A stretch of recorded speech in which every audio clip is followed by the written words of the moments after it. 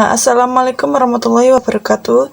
Jadi kami dari kelompok 9 ingin mempresentasikan hasil diskusi kami terkait studi lapangan di Panti Asuhan Yatim Muhammadiyah Muntilan, Magelang. Sebelumnya perkenalkan, saya Dina Prihati dengan nomor NPM 2301020002, Endang Purwaningsih dengan NPM 2301020025, serta Maisa Rafa Nurlita dengan nomor NPM 2301020036. Oke, jadi yang pertama itu ada profil Panti Asuhan Yatim Muhammadiyah Muntilan. Nah, Panti Asuhan ini merupakan amal usaha Muhammadiyah atau AUM di bawah pimpinan cabang Muhammadiyah atau PCM Muntilan yang berfokus pada perlindungan, pengasuhan, dan pembinaan anak yatim, yatim piatu, fakir miskin, anak terlantar, serta anak dengan masalah sosial lainnya. Lembaga ini berorientasi pada kesejahteraan dan pengembangan potensi anak melalui pengelolaan terstruktur berdasarkan surat keputusan PCM Muntilan dengan nomor 039/4.0/KEP/B/2023 periode Muktamar 48. Baik, yang selanjutnya itu masih di profil. Nah, adapun struktur organisasi PAY mencakup pembina, penasihat, ketua, sekretaris, bendahara, serta divisi pendidikan, rumah tangga, aset, usaha, dan humas untuk mendukung pengelolaan efektif, akuntabel, dan berkelanjutan. Pengelolaan ini memastikan pelaksanaan tugas secara optimal dalam menangani permasalahan sosial anak. Visi Panti Asuhan Yatim Muhammadiyah atau PAY Muntilan ini adalah mewujudkan panti sebagai wadah pembinaan anak yatim, yatim piatu, fakir miskin, anak terlantar, dan penyandang masalah sosial melalui visi penanaman nilai keislaman, pendidikan wajib 9 tahun, serta keterampilan hidup untuk kemandirian. PAY membentuk kader Muhammadiyah, pelopor perjuangan persyarikatan via pemenuhan kebutuhan dasar dan pembinaan pendidikan, karakter, mental spiritual yang sesuai Islam kemuhammadiyahan. Nah, secara strategis PAY ini tingkatan kesejahteraan sosial ini membentuk generasi berakhlak mulia, berpendidikan, mandiri sebagai kontribusi AUM Muhammadiyah. Jadi untuk misi Panti Asuhan Yatim Muhammadiyah Muntilan ini yang pertama itu ada menanamkan jiwa keislaman yang terwujud dalam pengalaman dan perilaku sehari-hari. Yang kedua itu menuntaskan anak dapat menyelesaikan belajar itu wajib selama 12 tahun. Yang ketiga itu membekali keterampilan agar anak dapat hidup mandiri. Dan yang keempat itu membentuk kader Muhammadiyah sebagai pelopor, pelangsung, penyempurna persyarikatan Muhammadiyah. Yang selanjutnya yaitu latar belakang Panti Asuhan Yatim Muhammadiyah Muntilan atau PAY Muntilan. PAY Muntilan awalnya didirikan setelah melihat anak-anak yang tidak punya orang tua lengkap maupun tidak mampu dalam hal kebutuhan. Awalnya Bapak Kiai Haji Gito mewakafkan aset berupa tanah untuk digunakan sebagai lahan panti asuhan, lalu tanah tersebut diserahkan oleh Bapak Kiai Haji Syarif Abdullah sebagai ketua pertama. Panti Asuhan Yatim Muhammadiyah Muntilan ini didirikan pada tahun 1979 dengan pengurus pertama yaitu Bapak Kiai Haji Syarif Abdullah. Yang selanjutnya ada waktu pelaksanaan dan responden. Untuk pelaksanaan pertama kali di tanggal 5 Desember 2025 guna memasukkan surat perizinan di Panti Asuhan Yatim Muntilan yang bersangkutan. Lalu setelah beberapa hari di tanggal 10 Desember 2025 diizinkan untuk wawancara di Panti Asuhan dengan tema yang sudah dipilih. Untuk respondennya sendiri itu bersama ketua di Panti Asuhan Yatim Muhammadiyah Muntilan, yaitu Bapak Haji Damasti Joni Al-Jufri, dan dibantu oleh sekretaris yang ada di Panti Asuhan, yaitu Bapak Suhada. Yang selanjutnya, bentuk pendidikan apa saya yang diberikan kepada anak-anak di panti asuhan memberikan pendidikan melalui sekolah formal dan pelatihan keterampilan hidup. Anak-anak dibekali kegiatan bercocok tanam serta beternak ayam, sapi, dan domba untuk melatih kemandirian, kedisiplinan, tanggung jawab, dan keterampilan praktis sebagai bekal di masa depan.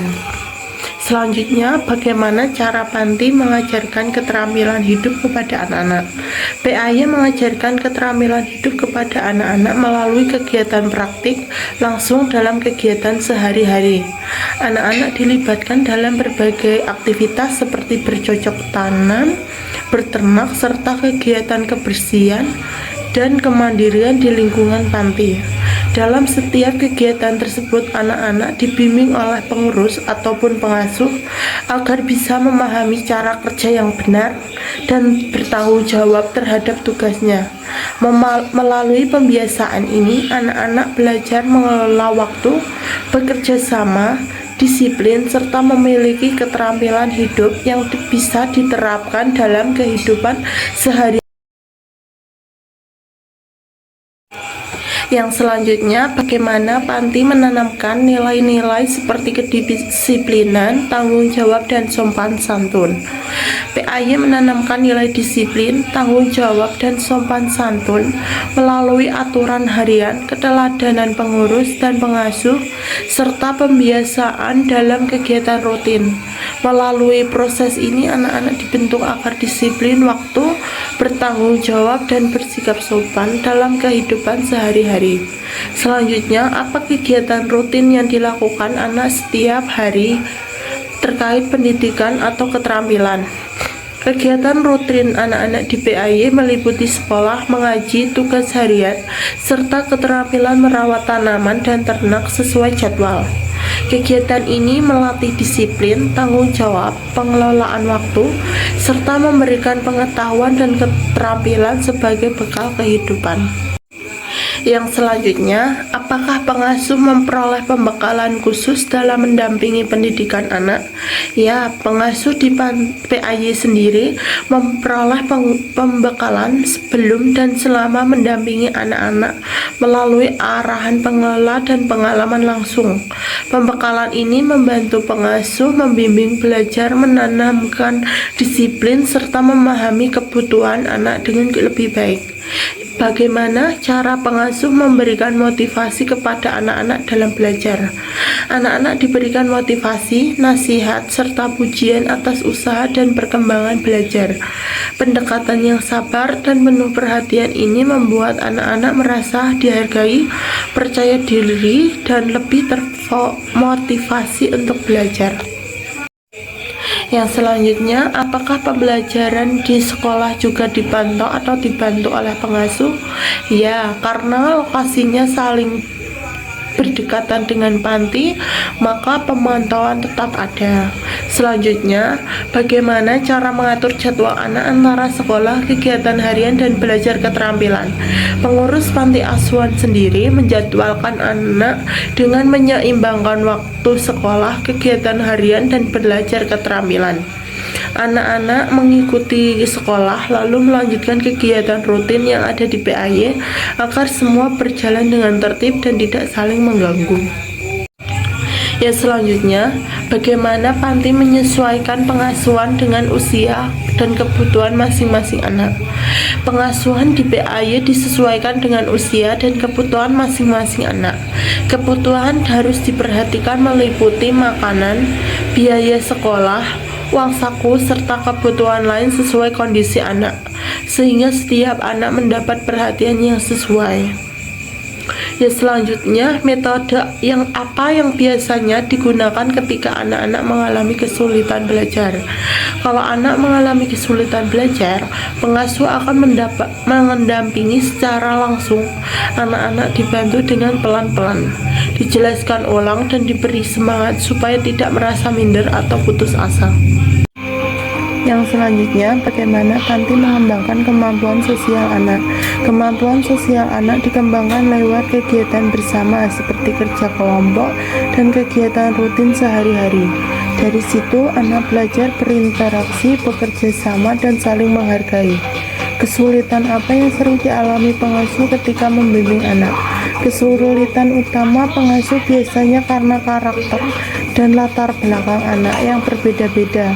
Hal ini membuat pengasuh harus lebih sabar dan menyesuaikan cara mendampingi tiap anak. Nah, yang selanjutnya, adakah hambatan dari sisi anak, misalnya motivasi atau latar belakang? Nah, ada hambatan dari sisi anak biasanya juga berkaitan dengan motivasi belajar dan latar belakang keluarga. Nah, beberapa anak membutuhkan waktu lebih lama untuk beradaptasi dan termotivasi, sehingga pengasuh harus memberikan perhatian dan pendampingan lebih. Nah, pertanyaan selanjutnya ada, bagaimana Panti mengevaluasi perkembangan pendidikan anak? PAY Muhammadiyah Muntilan mengevaluasi perkembangan pendidikan anak dengan memantau hasil belajar di sekolah, perilaku sehari-hari, serta perkembangan sikap dan kedisiplinan anak. Evaluasi ini dilakukan secara bertahap untuk melihat kemajuan masing-masing anak. Nah, yang selanjutnya ada pertanyaan, apa dukungan yang diperlukan dari pihak luar untuk memperbaiki pengasuhan?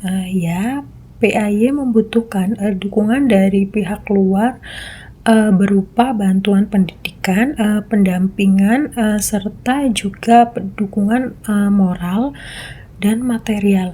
Nah, dukungan ini juga diharapkan dapat membantu meningkatkan kualitas pengasuhan dan pendidikan anak-anak di PAY.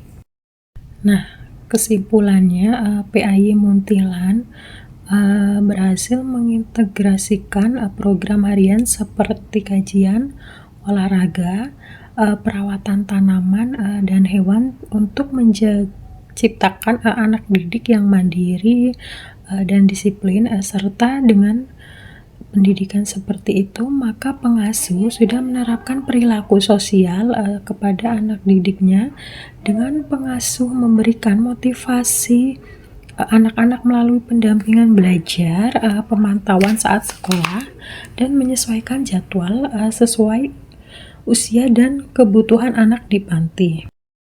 Ada juga saran, yang pertama, PAY Muntilan bisa memperluas pengasuhan untuk lebih bisa memahami makna dari motivasi yang diberikan oleh pengasuh.